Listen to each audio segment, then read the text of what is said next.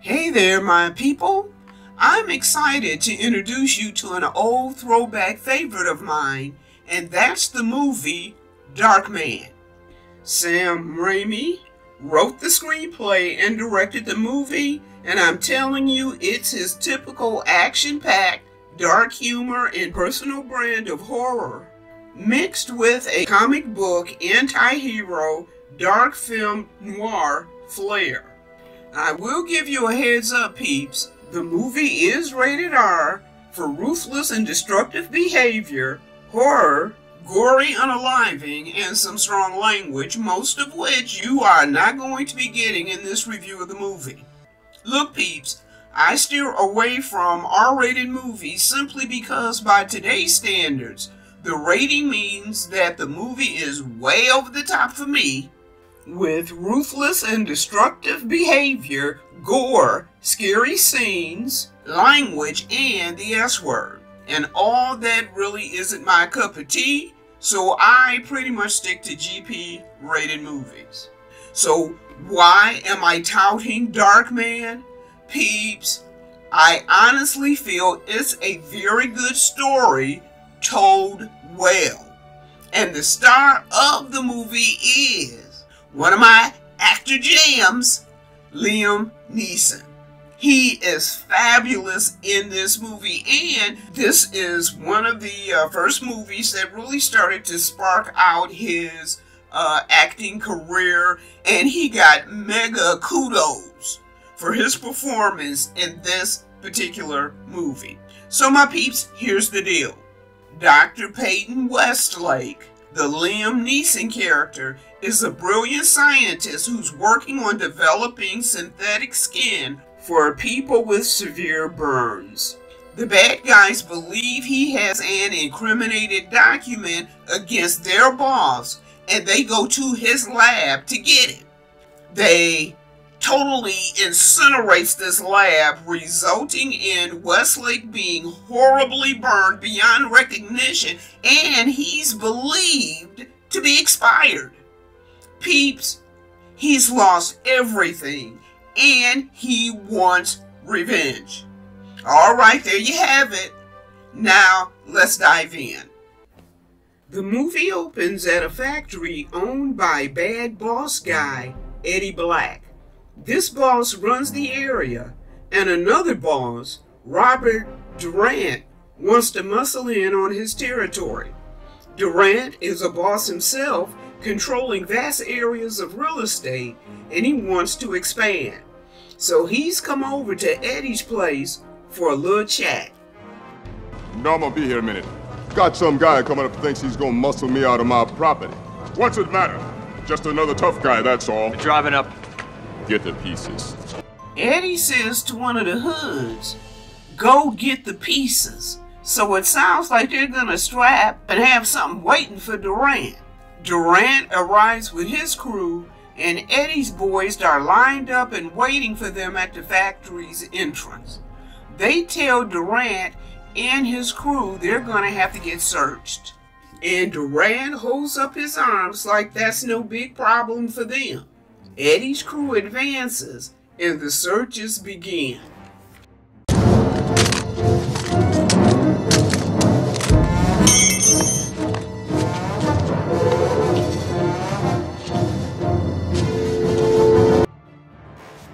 Peeps, it looks like Durant's crew brought everything but the kitchen sink.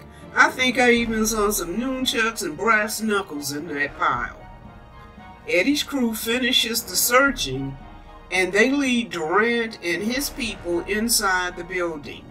Eddie's there, leisurely waiting, and if you look around, you see some of his guys above them with weapons. Eddie notices that one of Durant's guys has a limp, and Eddie says, "Bum leg?" Durant's guy bends over and knocks against the leg with his fist. There's this wood sound as Durant's guy says, "No leg." Eddie says, "I was engaged to a girl once with a wooden leg." "Yeah?" Durant's guy says, "What happened?" Eddie says, "I had to break it off." And his guys start laughing. Okay, peeps, this is the type of humor that's laced throughout the movie and is typical to the film noir genre, along with dark shadows, dark and brooding atmosphere, a fatalistic feel with a leaning toward a crime or a mystery type of story. This genre also includes a flawed protagonist or anti-hero. In this case, the anti-hero is Darkman, corrupt authority figures with an overarching sense of cynicism, alienation, isolation, betrayal, deception, and moral ambiguity. Now, with that definition of film noir in mind, ask yourself as you view this movie if Sam Raimi didn't hit the film noir genre right on the head. Eddie tells his guys enough of this laughing, and he says to Durant, "I've got just 3 things to say to you. 1, I ain't selling my property. 2, nobody muscles Eddie Black, especially a bunch of doofuses.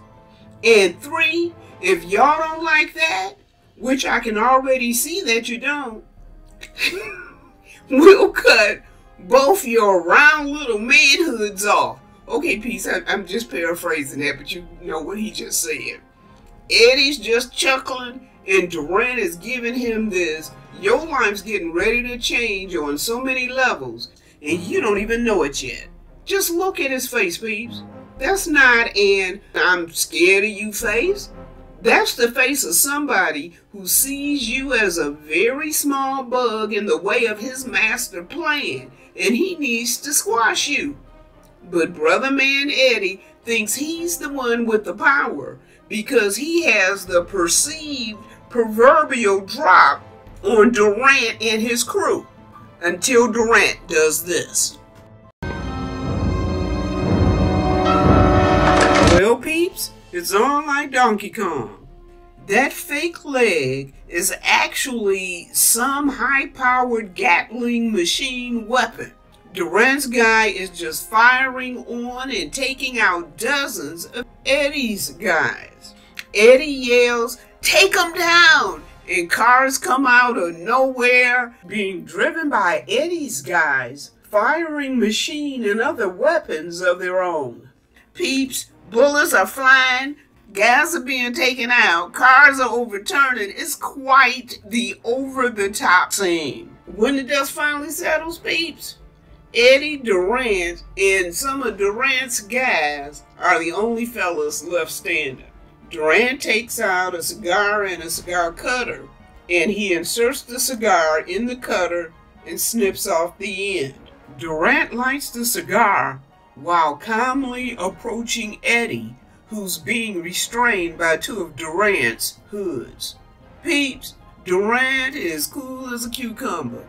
And you notice that Brother Man still hasn't uttered one word to Eddie. But he's about to say something pretty toe up to Eddie right now.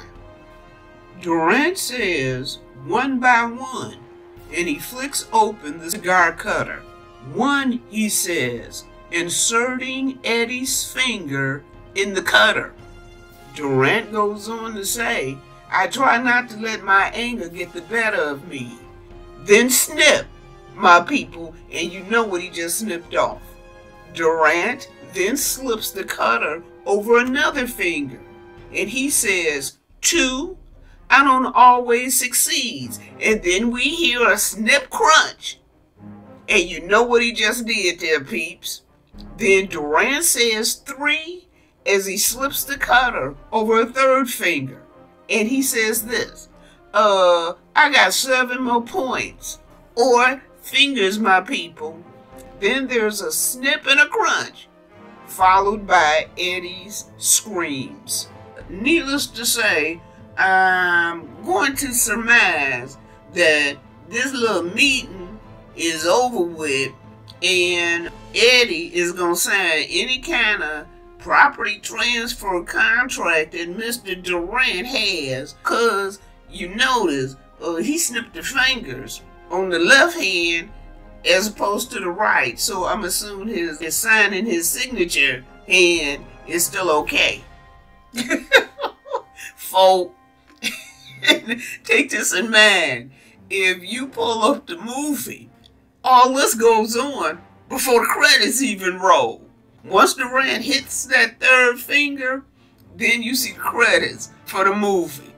My peeps, this is a great beginning because it lets that moviegoer know, even before the credits roll, you are in for quite a ride. And I'm gonna be honest with you, you in for a pretty good time. If this dark kind of Sam Raimi movie is your cup of tea, you know you're in for a good time. The story opens with Westlake in his lab looking through some goggle contraption. On a cart nearby is a sort of 3D mock-up of a nose spinning above a pod and liquid being pressed through tubes. Westlake takes a sample, puts it under a microscope, and he's studying the cells when he says, "Crap, fragmentation." He turns to his lab partner and says, "Time," to which his lab partner responds, 99 minutes again. Westlake says, why can't we make these cells stable? You can see a type of mist rising from the petri dish as the prototype nose seems to melt into nothingness. The next morning, we see Westlake with his girlfriend Julie. He places a cup of coffee on a stack of papers on the bed, saying, "Here you go, babe." She says, "Peyton," and hands him the cup while he goes, "Sorry, sorry." There's a big coffee ring on the document now. Julie's on the phone, and she says, "Claude Belisarius," and their records are payments to various people on the zoning commission. I think they're payoffs. After the phone call, Westlake wants to get a bit playful while Julie tells him she has to go. The couple get up to leave, and as you can see, Julie absent-mindedly leaves a document behind. Out on the street, Westlake brings up taking the relationship to the next level. "We're practically living together now," he tells her. Julie sees a cab and whistles. She gets into the cab, and Westlake says, "Jules, I'm asking you to marry me." She says, "Pate, I love you. I gotta think it over, okay?" Westlake has a bit of a sad face as Julie rides off. Next, we see Julie at the office of Louis Strack. Strack is a billionaire and owner of Strack Industries. His vision is rebuilding the city, which he's labeled the City of the Future. Julie has gone to Strack's office and she says this: "I've been going over some documents and I've come across something that puzzles me. It's a memo from your office to Mr. Claude Belisarius. It details certain payments that..." Yes, I know the memo," Strack says, interrupting her. Julie says it seems like the payments were payoffs to the zoning commission. Strack says to her, "You weren't supposed to know about it." Now keep in mind, peeps, Julie is the attorney working for the zoning commission. So Strack says to her, "You weren't supposed to know about this. That file was not supposed to circulate." However, he goes on to say, "I'm asking you to understand." And he goes over to his model of the city. "Take a look at this model, Julie," he says, standing and gazing at it. "This is the dream. Acres of riverfront reclaimed from decay. Thousands of jobs created. A very large building block laid for the future. Not such a bad dream as dreams go," he continues. "And if the price of realizing that dream is the occasional distasteful chore, well, I don't run away." So, he says, holding out his wrists to her, "You want to book me?" Julie says this to him: The fact remains that I'm in possession of evidence of the commission of a crime. Let me suggest this, Strack says. You excuse yourself for a few minutes, go to the ladies' room, leaving your briefcase here. Julie says I wish it was that simple, but I don't have the memo with me. You know what? Girlfriend, you are beginning to talk way too much to a dude you really don't know anything about. All you know about this dude is what he has just said to you or inferred to you. And my takeaway from the conversation you've had with this dude thus far is he is willing to do anything, whatever he needs to do to make this vision dream of his, of this utopian city come true. You know what? This is my takeaway. You looking at somebody sinister, dressed up like a prince. Ain't nothing good or cool about this dude. I'm getting all kind of toy vibes from him. Girl, you need to watch yourself. Strack says to her, I'm trying to protect you. Does the name Robert Durant mean anything to you? He's a competitor for the riverfront. He's a very dangerous man, Julie, and I fully believe he'd do anything to get his hands on that document. Next, we're at the lab with Westlake and his assistant, and they're working on the artificial skin when the lights go out. The assistant says, circuits again, and Westlake asks time like he doesn't even notice they're in the dark. The assistant looks at his watch and says, 100 minutes. What? Westlake says, looking through the microscope. They're stable, Westlake says, and the assistant says, why now? Westlake looks up and says, the dark. The dark? Oh, of course. The dark. I think the synthetic cells are photosensitive. Of course. He gets up from his chair. What is it about the dark? He continues. What secrets does it hold? Westlake goes back to the microscope and looks through it. Finally, his assistant said, we can replace damaged skin tissue. But there's still a big question, Westlake says, and that's how to keep the cells stable past 99 minutes in the light. But at least now we know it's all about light. I'll get it. A nearby light is turned on, and we see one of Durant's hoods before that hood punches Westlake in the face. Westlake is propelled backwards as another hood hits him. Then Westlake is thrown over a table. Durant bends down to speak with Westlake. He says, no foolish heroics, if you please, as he clips the end of a cigar with the cutter. Tell us where to find the Belisarius memorandum, and we shall disappear. What memorandum? Westlake asks as Durant lights the cigar. One of the hoods picks Westlake up and throws him through a glass cabinet, while another hood puts a plastic bag over the assistant's head. Westlake pleads with him to let his assistant breathe as one of the hoods pulls back the hammer on his weapon, and peeps, he pulled the firing mechanism, unaliving him. The hoods are giving Westlake a beatdown when one of them show up with the memo saying, got it. Peeps, here's where it gets over the top grisly. Two hoods lift Westlake up and puts his hands on something that electrifies them, and they put his face in some type of acidic liquid. While this is going on, Durant is turning on a canister of gas. Then he takes this dunking bird and positions it near his cigar lighter. He sets the bird in motion, then Durant and his hoods leave.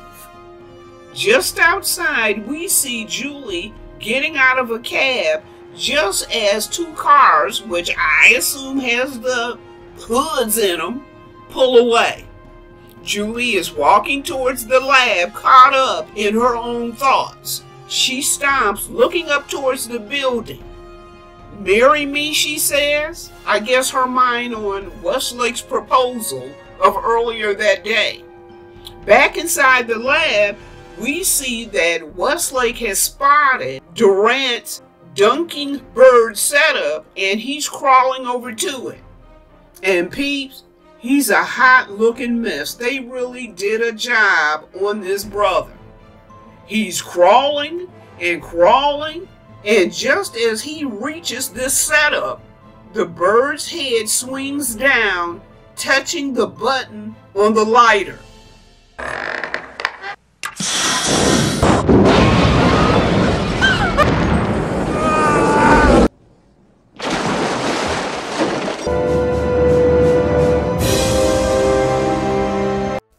The only body found among the burned out and incinerated rubble was the assistant. Unrecognizable, everybody just assumed it was Westlake. As for Julie, the poor kid, she was faced with going on without him. The scene shifts to a hospital burn unit. It appears to be some months later, and we see Westlake wearing a burn compression body garment, and he's in some type of liquid immersion burn tank. He's being moved from the tank to a room with a machine that will slowly rotate him around. There's a doctor making her rounds with a small group in tow. She tells them that Westlake, whom she refers to as John Doe, was found on the riverbank just south of the city. She states that there are homeless and indigents there. Continuing, she states that he's got third-degree burns over 40% of his body, with the hands and face being the most severe. She goes on to say this, and this is very key, peeps, to the storyline, and that's 10 years ago, pain from these burns would have been intolerable. The doctor is saying this. He would have spent his life screaming. But now we use the range vertis technique, which, quite simply, she says, severs the nerves that transmit neural impulses of pain and vibratory senses to the brain. No longer receiving impulses of pain, you can stick him with a pin, which she does. She's not a cool doctor at all, and he can't even feel it.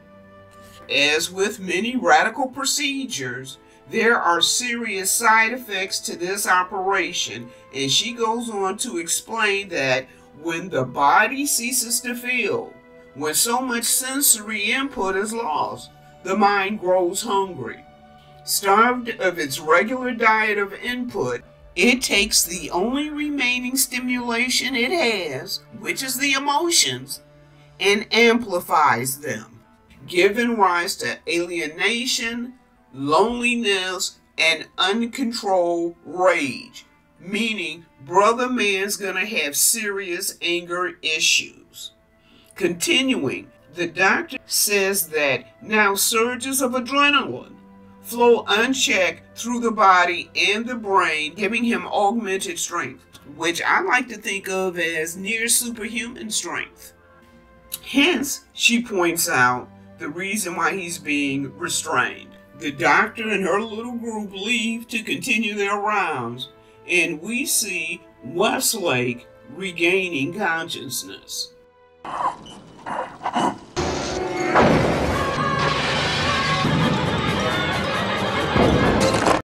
An alarm sounds, code blue to the burn unit, and the doctor, with her group behind her, take off running.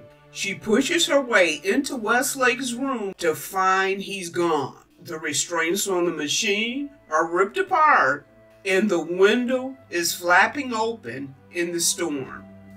Wow, peeps, this is so sad. There's Westlake out in the elements, homeless and alone.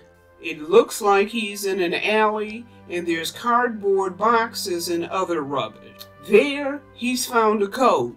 He puts it on and then stumbles out of the alley. And there he sees Julie walking under a red umbrella. He rushes after her, touching her shoulder, and she turns and is horrified at the sight of him. She backs away, turns, and runs away. Brother Man realizes he's seriously disfigured, and Julie will never accept him unless he fixes his face. Westlake has returned to the alley, and we're looking at a cardboard box. It blows over, and there's Westlake curled up and laying there as if he doesn't feel the rain or the water at all. His expression is simply haunted. The next day, Westlake goes to his lab. The place is a burned out mess. "All my work," he says with a tone of despair. He looks in the mirror, his heavily bandaged face looking back at him. Taking a piece of broken glass, he cuts away the gauze, exposing his face. "No!" he cries out. "No! No! No! Po dude! Po dude!" Peeps, they're not even showing his face. But with all that yelling he doing, I know Brother Man messed up. Dang! A decent human being doing, if you think about it, unbelievable work and research. To do what? Trying to help other people. And out of left field, he got tagged upside the head with something that don't even involve him. And you want to know something? I know this a movie. I know this pretend. But you want to know some peeps? This is real life. Real life do this to you. You being a decent human being. You quote unquote following all the rules. You working hard. You investing. You ain't trying to take no shortcuts. You ain't trying to get something for nothing.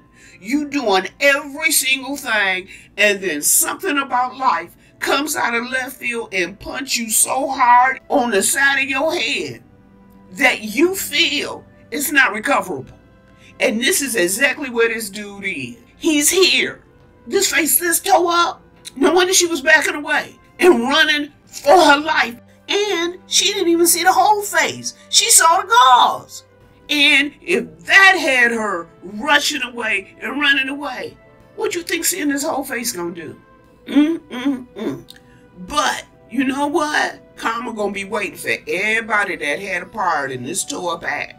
Karma gonna come for you. She coming for everybody. And she's bringing her baby brother Payback with her. Okay, okay, let's continue. The next day, we see that Westlake has found a pretty good abandoned factory in which to rebuild his lab. And he spends the day salvaging what he can from the old lab and moving it over to the new space. Once that's done, he goes about the work of getting everything situated and set up. And finally, done, he plugs in. Westlake looks at his finished work and says, Next, we see that Westlake is busy about continuing his experiments on developing synthetic skin. We hear the computer say, "System ready for digitization program, enter code." Then we hear, "Digitization program in progress." You see that Westlake has entered his own face into the digitization program. If you will remember, there was a photo of him and Julie on the floor of the lab, and the photo was slightly burned. As a result of the burned area on the photo, the mask he's trying to create is a little janky on that one side, which means that the computer will have to extrapolate what's missing. And on top of that, the computer says it will take 571 hours to do it. Peeps, 571 hours divided by a 24-hour day equals close to 24 days. That's 3 weeks before this face is complete.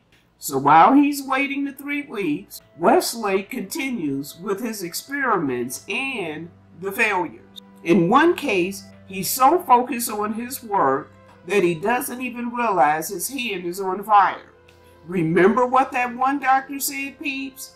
He has no pain sensation, both a blessing and, in certain cases, a curse. This poor dude is heartbroken and sad. They took my hand. And my peeps, it's at this point that Westlake determines to exact his revenge. Next, we see Julie at a party, and Strack is there sitting beside her. He leans over and says, "But I have to know whether you've come to the decision regarding the Belisarius memorandum." Julie says the papers were destroyed in the fire. Then we see Westlake watching them from an overhead window. I suspect he's been following Julie, keeping a loving and protective eye on her, and I would suppose she's the only thing keeping Brother Man going.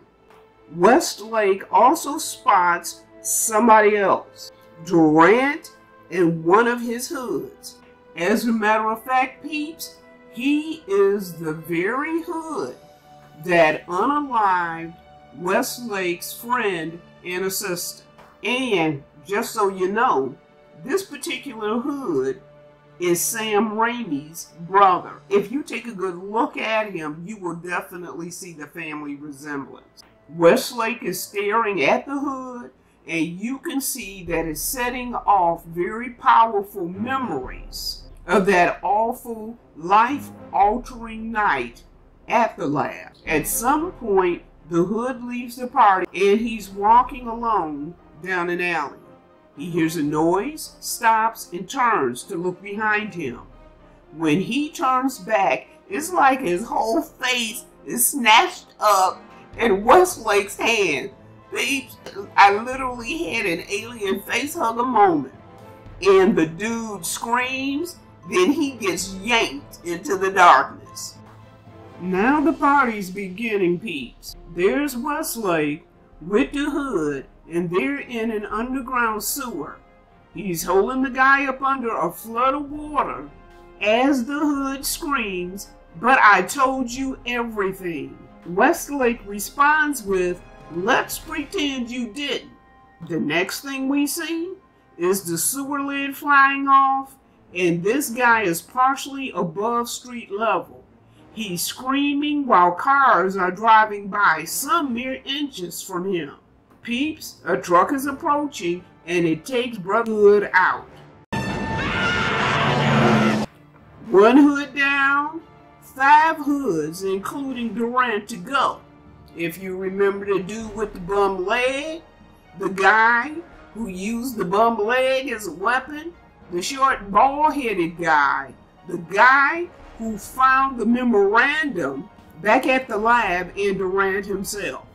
And you best believe young Hood told Westlake everything. And Westlake is going to methodically handle this. Because, peeps, if you remember, Brother Man has about, 3-4 good weeks before his face generates? So he got nothing but time on his hand to exact all the payback he needs. And there you have it. Next, peep, we see Westlake perched across the street from a deli taking pictures of the bald-headed hood. We see through the window one of the other hoods come into the deli, and he takes a seat next to Baldy. After a few minutes, he slides a briefcase, we can assume full of money, under the table to the bald guy. Baldy stands, takes a couple bites from his bagel, and he leaves. And all the time, Westlake is across the street clicking away, taking pictures. Understand, peeps, if Westlake is going to impersonate this guy, impersonate anyone for that matter, he has to have pictures to replicate. Face, hands, whatever. Then Westlake has to study that person's mannerisms, how they walk, And that's what Westlake is doing with Baldy, just following him around, watching him. While spending the day watching Baldy, Westlake is able to get pictures of all of the rest of the crew, one by one. Back at the lab, Westlake goes to work crafting Baldy's face and hands. And peeps, he has that replication process down. That hand is perfect. Now, he just has to beat that 99-minute degradation time. Peeps, before continuing, let me apologize for the sound quality. I've been away from home for the past 3 days, so I'm not in my usual recording spot, and it's been a bit challenging here. Also, my allergies are seriously acting up, so the pitch of my voice is going to be all over the place. Just give old woman a little bit of grace. Alright? That having been said, let's continue. Okay, peeps, we see Baldy asleep, and he has a visitor who appears to chloroform him. We then see Westlake standing in front of the mirror, unwrapping, if you will, his head, and we see he's wearing Baldy's face and Baldy's clothes. Then takes out a timer and starts it. Remember, peeps, Brother Man has 99 minutes before the skin starts the degeneration process, so he's on the clock. Westlake as Baldy goes to the diner for the regular meat. He sits there fidgeting a bit and touching his face, I guess making sure the skin is still in place. Two hoods come in, one carrying a briefcase, and the guy behind him, I think, is the bum leg hood. They both sit across from Baldy, and bum leg says, "Hey Paulie, Durant wants to know where Rick is. He's hot, and I mean real hot." Now, I'm surmising, peeps, that Rick is the sewer hood who got unalived by the truck. Westlake shakes his head, not saying anything. He has to be careful because he can't imitate Paulie's voice. Peeps, this movie is 1990, and the first Mission Impossible movie didn't air until 1996, so I'm kind of guessing that imitate the voice technology didn't exist yet. The other hood asks Westlake if he's okay. You okay, Paulie? Yeah. Then the one hood slides the briefcase to Westlake saying, "Here's the cash." Westlake leans over, picks the briefcase up, and leaves the deli. Okay, peeps, it's on like Donkey Kong now. We see Paulie laying there out cold when the two hoods from earlier kick in the door and walk in, followed by Durant. Durant says, "We've been very concerned about you." Paulie is groggy, and he says, "I guess I missed the pickup." Then Durant shouts, "Where's the money, Paulie?" Paulie says, "What money?" Now, peeps, I don't know if you noticed before, but when he got chloroformed by Westlake, he was wearing pajamas. Now he's in a suit and tie. Paulie's sitting up in the bed all confused, and he says, "I didn't make the pickup."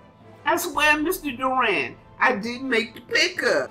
There's an open suitcase all packed with airline tickets on top. Durant goes over, takes a look at the tickets, and notes that one of them has Rick's name on it. That explains his disappearance, Durant says. Paulie says, "I don't even know how I got dressed," and he's starting to whine, peeps. But we know how he got dressed. Once Westlake had him all chloroformed out, he dressed him, packed the suitcase, and added these airline tickets like icing on a cake. Brother Man is not playing, peeps. He gonna handle every single one of these hoods, and likely saving Durant for last. Paulie is looking from one hood to the other, still whining. Durant walks over to him, sticks the airline tickets in his pocket, and pats him on the shoulder, and peeps, he tells him to have a good flight. And the next thing we see... Well, Paulie, have a nice flight. Is Brother Man sailing through the window and landing on the roof of a car. Wait a minute. What's the name of that movie? Y'all know the one with Danny Glover and Mel Gibson. Shoot, they had a landing on a car scene. Okay, well, anyway, he's on the roof of the car, and this chick is just standing there looking at him. Then she turns slowly to see the Westlake Paulie sitting on a nearby bench. She looks from the bench Paulie to the car Paulie, and then she starts to scream. Westlake, I think, starts to feel something, and he touches his face, and peeps, we can see a little bit of smoke coming off of his cheek. He looks at the timer, and it's 98.13. He jumps up, because you know, okay, that skin deteriorates at 99, right? So Westlake Paulie jumps up off the bench, and he starts running down the street as this chick is standing there pointing at him and screaming. We see Westlake sitting on top of a roof somewhere, agonizing about his situation. Oh God, what have I become? What have I become? Then we see he's returned to his lab, and he's just having a moment, peeps. He just starts wrecking the place. Anger and rage. He's literally tearing the place apart. Look, he's off 2 people, and I think he's trying to find a way to deal with this, because often, folks, isn't this guy. This guy's a humanitarian, dedicating his life to creating a synthetic skin for burn victims. This was his life's work, helping people who were so bad off, and now look at him. By no fault of his own, he's not his old self. And I'm not talking about how he looks. I'm talking about the inside him. And that's what he's talking about, the inside him. Now questioning who he is. He's asking, who am I? What have I become? What am I? I'm a scientist. Peeps, Brother Man looked at his tore up reflection in that barrel of water, and he said, I'm a scientist. Regardless of how he looked, he was still that scientist looking for a skin substitute for burn victims. Regardless of everything else he was and all else he'd become, he latched onto that same purpose he had for his life. Purpose, peeps, but I can't say vengeance isn't there. Remember, Brother Man has a briefcase full of money. He can buy any replacement, machinery, or equipment, or lab things he needs. And he's got all the time in the world in 99-minute increments. Construction program complete. Next, we see Julie at the cemetery. She looks up, and I'm sure Sister Girl has to be thinking she's looking at a ghost, because there's Westlake, looking like his old self. Westlake says, Julie, and girlfriend is backing up saying, no, no. Westlake says, it's me, sweetheart, it's me, Peyton. Julie still moving away saying, you are unalive. No, Westlake says, listen, I was in the hospital, in a coma, unalive to the world. Then he says, please, please hold me. She hugs him, crying and saying, Peyton, I don't understand. Westlake says, I know it's a shock. There's so much to it, and I'll tell you everything. I just need a little time. Next, we see the pair sitting outside a cafe, and Peyton says, I've got to have the time to work this out, Julie. And she says, I don't want to be without you again.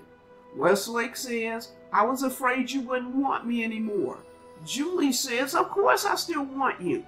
Then Peyton says, Julie, what if I was hurt, like terribly scarred, so much so that you couldn't bear to look at me or have me touch you?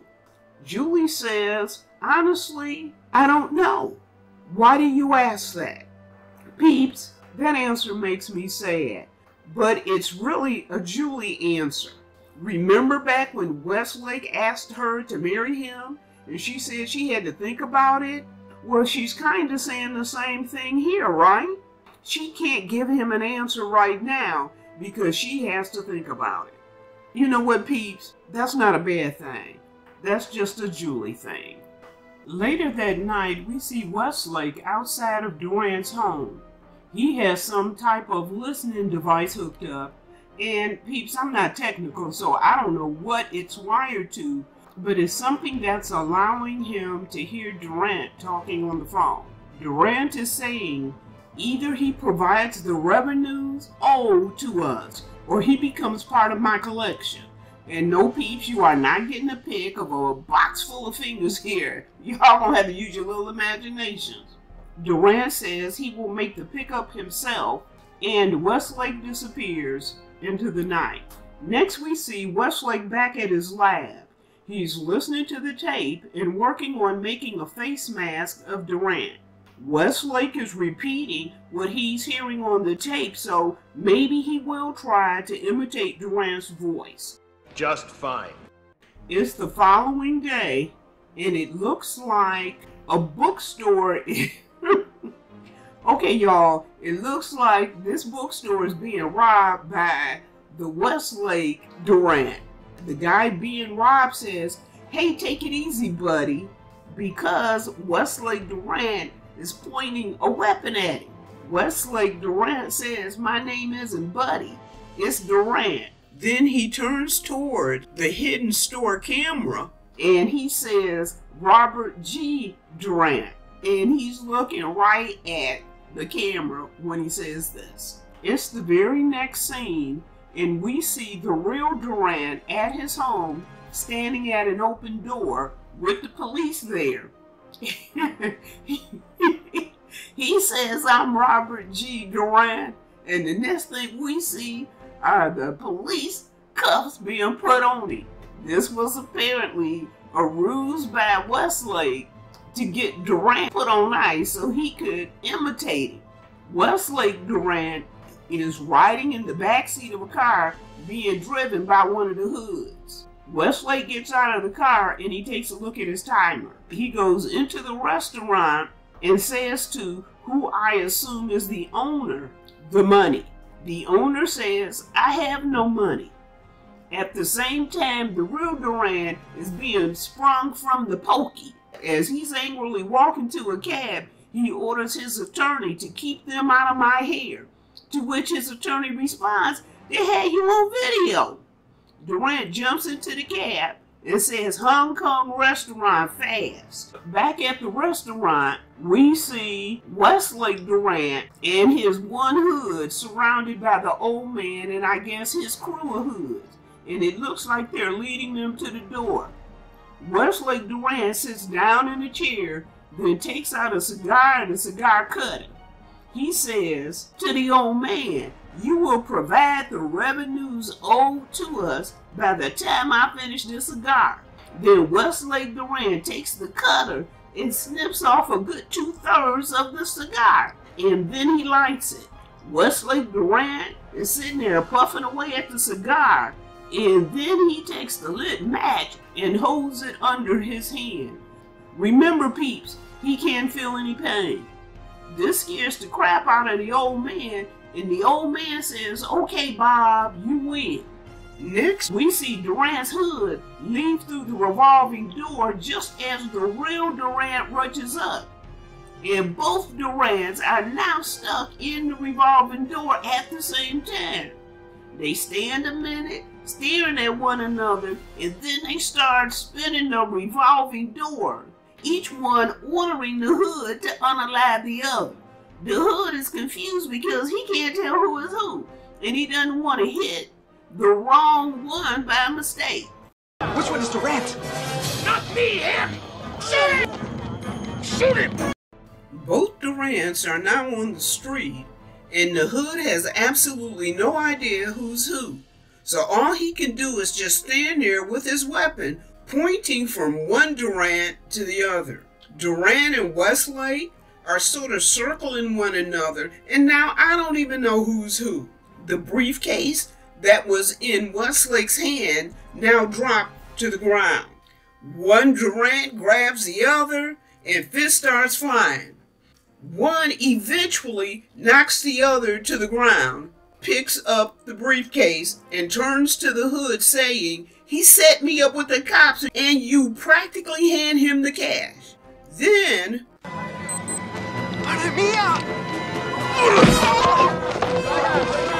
Now it's a foot race.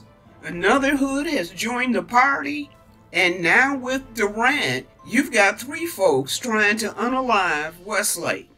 The trio is firing wildly into the crowd like they don't even care if they hit somebody. They want Westlake and the briefcase. However, Westlake is able to disappear in the crowd, leaving the trio just standing there. But I think Westlake made a careless error in leaving something behind.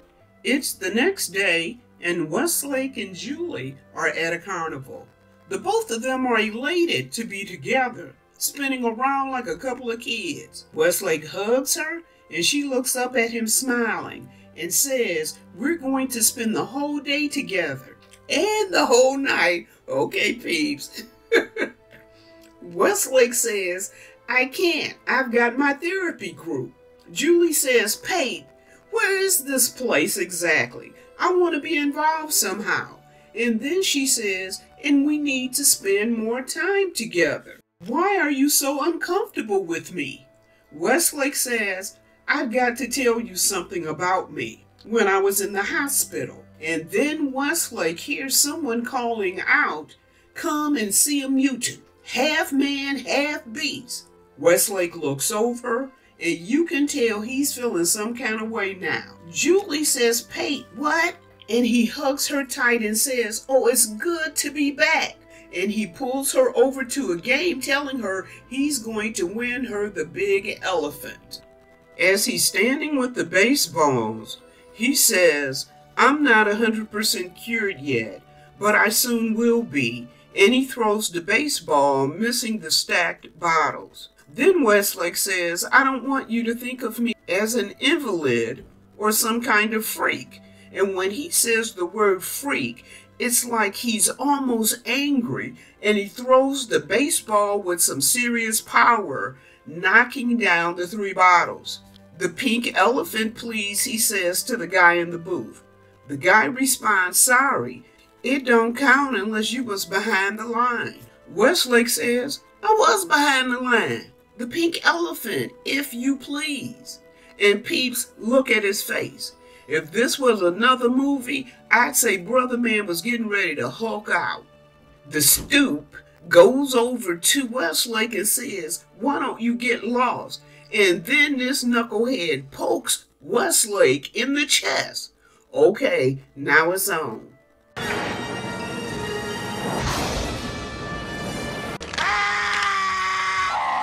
He breaks the guy's 2 fingers, and I'm not showing that because I can't look at that clip. I can't even look at that clip myself. But peeps, everybody screaming. I think I even screamed a little bit. And Westlake literally picks this dude up and throws him through the air like he weighed nothing. He grabs the elephant and shoves it at Julie and says, "Take the elephant." This chick, she don't even know what to think. She just backs up and says no. And he's yelling at her to take it. Then it's like he all of a sudden had a lucid moment. And at that same time, his face did that timeout bubble thing. And he says, "Forgive me," and he runs away, clutching the elephant to the side of his face. While Julie is yelling, "Peyton, wait," and Sister Girl chasing him down. She's running right behind him. Peeps, that chick ran him down. It looks like she's in an industrial area, looking around like she may have lost him for a minute. Then she hears a noise and looks up to see Westlake running across a catwalk. She follows him and discovers the lab. Julie is standing at a table, and we can hear the computer count down. And then she watches the mask Westlake had been wearing disintegrate. She cries out, "Why didn't you tell me, Peyton?" Look, y'all, Sister Girl isn't a stoop. She put all this together, figuring out he's likely terribly disfigured. She says, "You should have come to me. You didn't have to lie. I would have tried to help you." You know what, peeps? Come on. Look at this dude. You think he wants her to see him like this? Of course he doesn't. Which is why he hiding from her right now. "I would have tried to help you," she says. "I can help you now. You don't have to hide from me anymore." But peeps, he is hiding. And eventually, she walks out, and Westlake whispers, "Julie." Next, we see Julie at Strack's office. "We have to talk," she says to him. Strack says, "Excellent, I love to talk." "Brandy," he offers. "No," she responds. "I can't see you anymore," she says. "You know about Peyton, the man I was involved with? Well, he's alive. He's back." The phone rings and Strack says, "I won't be a moment," and he leaves to answer the phone. While he's doing that, Julie looks over and sees a document in an open briefcase. And guess what it is?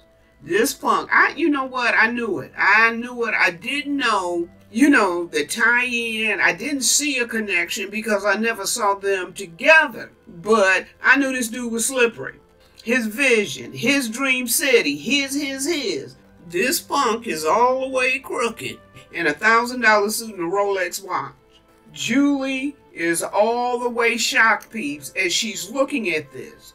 Shocked. And now she's thinking. He comes up behind her without her even noticing him. "Yes," he says, "the Belisarius memo. I'm sorry you had to find that, Julie." "You burned Peyton's lab," she says, putting all the pieces together. Okay, you know what? I appreciate Sister Girl putting all the pieces together, but it's some stuff you should just talk to yourself in your mind. You shouldn't be saying these words out loud. Okay? Strack says, "I have an employee who does certain things for me, unofficially, off the books." Now you'll kill me. Hardly. You have nothing on me. And he takes the memo from her. You'd find the extremely expensive police department quite unsympathetic. He says to her, "Of course this guy would have crooked cops, crooked zoning commissioners, and any other official whose palm he's had to grease to see his dream city come to life. Any, many, and all of them in his back pocket. Brother man is straight up head gangster in this area." Sister Girl surmises she's been there long enough, and it would be in her best interest to get out of there. If you're not going to kill me, I have things to do. This chick is something else. You can clearly see how scared she is, but she's tough as well. She's backing away towards the door, and this dude is like trailing her. After Julie leaves, guess who shows up? Strack says, "I know who's been behind our little troubles of late. It's Westlake." Durant says he's extinct. I saw to it myself. Strack says he's alive, and I believe we have a guide. Of course, it's Julie in the next scene, and she's run her little self over to Westlake's lab. She's standing outside, looking up, and Westlake is in an upper window, looking down at her. Then all of a sudden, 2 cars drive up. They've got her blocked between them, and they put the grab on her while unloading their weapons on the building. The one car takes off with Julie in it, and the hoods from the other car rush into the building. The 2 hoods are unloading their weapons wildly at everything and pretty much at nothing, because Westlake is no longer in the building. He's made his way to the roof in an attempt to follow the car that has Julie inside. However, Durant's waiting for him in a helicopter, and it looks like he has some type of a Gatling weapon. Westlake is running, ducking, and dodging, and eventually he's forced back inside the building. Both of the hoods are there, and they just unload and spray the room, I guess hoping to tag Westlake with a couple stray bullets. The hoods then separate, and we see the one guy looking around and stepping cautiously. He sees masks, some of which resemble Durant and his hood crew. He calls out "Smiley," but there's no answer. He fires a shot at nothing and then looks up to see Westlake falling like a thunderbolt right for him. All the hood could do is scream. Next, we see Smiley moving cautiously when a figure runs up on him. Instinctively, Smiley chins him with the barrel of his weapon. He looks down at the now unconscious person and sees clearly that the person is wearing a mask of his face. Smiley uses the barrel of the weapon to lift up the mask, only to discover it's a mask on a mask and is really his hood partner. Smiley is looking down at his unalived partner, and he doesn't notice that the Westlake Smiley is standing beside him. "Good shooting," the Westlake Smiley says.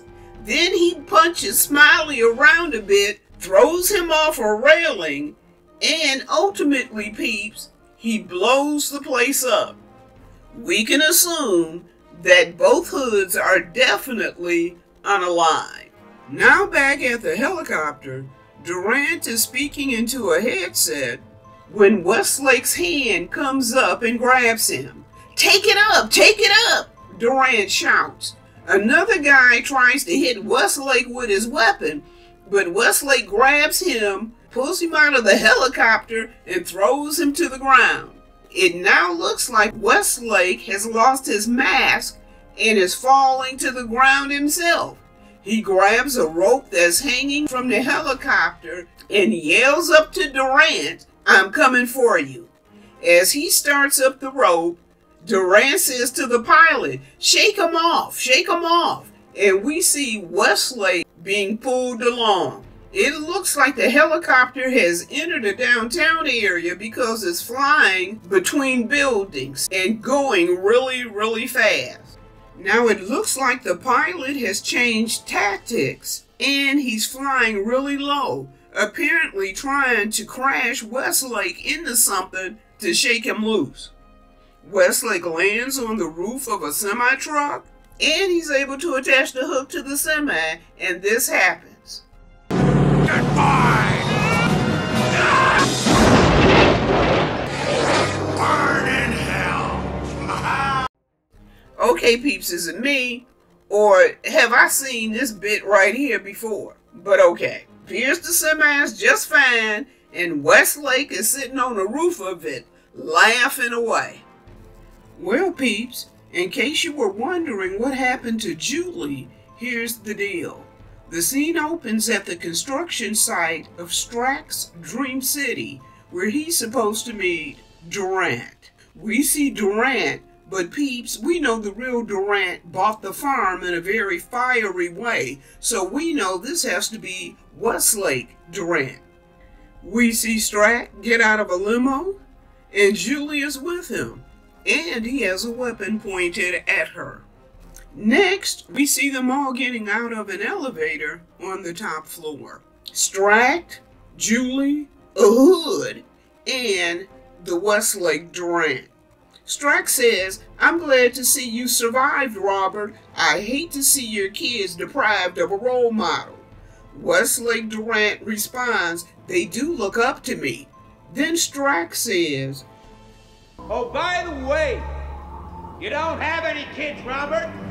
Westlake automatically hides his face. Peeps, Julie has never seen him, and now here it all is. Strack says, "You are truly one ugly SOB. What do you think, Julie? Who's the real monster here? Punk, you still a monster, okay? Once again, you just a monster dressed up in a $1,000 suit and a Rolex watch. Next, we find Strack and Westlake doing this high-rise steel dance, jumping from beam to beam while Strack continues to run his mouth.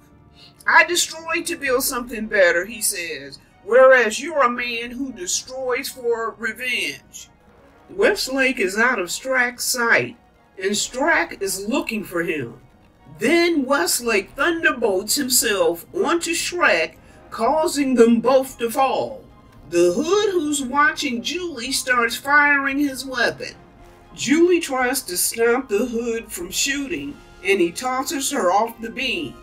Sister Girl is screaming and falling to her demise when she's caught up on a bar. Now she's hanging there, faced with uncertain doom. As for the Hood, Westlake sees that he's standing on some rope that's attached to a hook. The rope is threaded through a pulley near Westlake. Grabbing the rope, Westlake yanks it, hooking the Hood. In the meantime, Strack has grabbed a powered nail driver and he's unloading on Westlake, who now has to duck and dodge these heavy nails. Westlake lets go of the rope and the Hood falls. Strack is still unloading giant nails at Westlake, who's backing up. Eventually, one of the nails tags Westlake right through the hand, literally nailing his hand to a beam. Strack gets all up in Westlake's face, and he's still talking smack, telling Westlake that he's gotten to know Julie quite intimately, and she doesn't date freaks. Okay, you know what? I'm past out of this dude. Needless to say, Brother Man hulks out, yanks his hand out of the beam, and proceeds to put a beat down on Strack. While he's giving Strack that beat down, Westlake hears Julie yelling, "Peyton!" She's starting to slip off the bar. Peyton yells, "Julie!" And the next thing you see is her dropping and Westlake swinging out to her on a rope.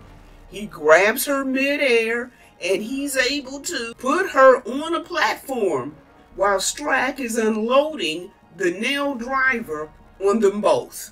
Westlake turns and he's swinging back. Strack is still firing the nail driver when Westlake swings right into him, knocking Strack back and off balance.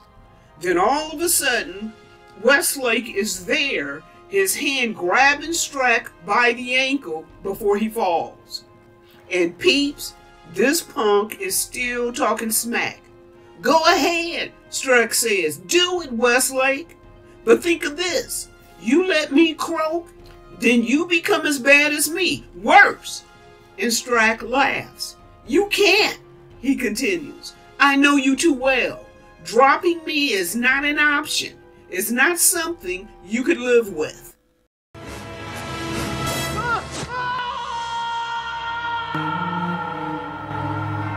I'm learning to live with a lot of things. Westlake and Julie are riding down on the elevator together, and Westlake says, "Don't look at me." To which Julie responds, "I want to look." So Westlake turns to face her. Peeps, Sister Girl had to take a breath, and she was clearly shocked. Westlake drops his gaze, and she drops hers, neither looking at the other. Then Julie says in a rush of words, "You'll perfect the skin, you'll make it work, it doesn't matter." "Julie," Westlake says, stepping away from her, "don't you think I've told myself that, night after sleepless night? It's just a burn, skin deep, it doesn't matter. And if I covered it, hid behind a mask, you could love me for who I was inside, without pity. But a funny thing happened," he continues. "As I worked on the mask, I found the man inside was changing. He became wrong, a monster. I can live with it now, but nobody else can." Dang, peeps. You know what? It's messed up, but at the end of the day, It is oh so true. You know what? Life happens to us all. It affects us or it changes us. Life that affects you, you can switch that up. You can switch it around. You can make it work. You can turn it around for yourself. But not everything that changes you can you fix, can you alter, can you go back from. At the end of the day, Brother Man Westlake, he is saying, this didn't just alter me. I thought it had when I cut the wraps off my face and saw how I looked. I thought, you know what? It's just altered me. That's it. Nothing more. But as time went on and time went on, like he said, as he tried to perfect the mask, what was inside of him didn't alter. It started to change, peeps. And it changed to the point where he knew he couldn't go back to the man he was, regardless now of what he ever looked like. He knew he had changed so much that it was no turning back. It was no going back for this. And that's this pitiful. It's pitiful for this dude, but you know what? This is how often real true life works. You know what? You can change what altered you, but you cannot always alter what changed you. The pair exits the elevator.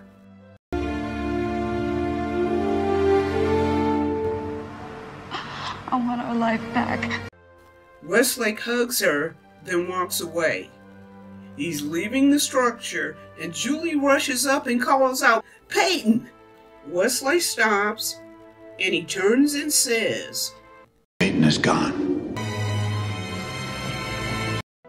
Julie gets a determined look on her face, and she takes off after him, calling out his name again and again as she's rushing down the stairs. The minute she gets out onto the street, she's looking for him in the crowd. I'm everyone and no one. Everywhere, nowhere. Call me Darkman. Well, my people, there you have it. Darkman. Big shout out to Sam Raimi. Brother Man knocked it out of the park with this. My understanding is that he wanted to get the rights to, I believe it's The Shadow. He couldn't make that happen, so he literally created his own dark comic book type hero. This movie has layers of violence, horror, dark themes, along with some genuine comedic moments. It's dark and gritty, people, and that's pretty much why it ended up with an R rating. Liam Neeson was beyond good in this movie, as well as Frances McDormand, the love interest. Their relationship was the right balance to the movie, making Westlake a real sympathetic character for the entire movie. Raimi's brother, I believe it's his kid brother, had a part in the movie playing Ricky the Hood. And if you were paying attention, you saw John Landis in the earlier hospital scene. Peeps, you've got to watch this actual movie. It really is good. Alright folks, that's all I have for you now. To my subscribers, I'm forever thankful to have you. I really do get a joy out of doing this. To my viewers, thanks to you as well. Everybody please give me a thumbs up like, if you will. That'll keep the content moving. I appreciate all of you, and I look forward to getting together again real soon. Now y'all be sweet, take care of yourselves, and I'll see you next time.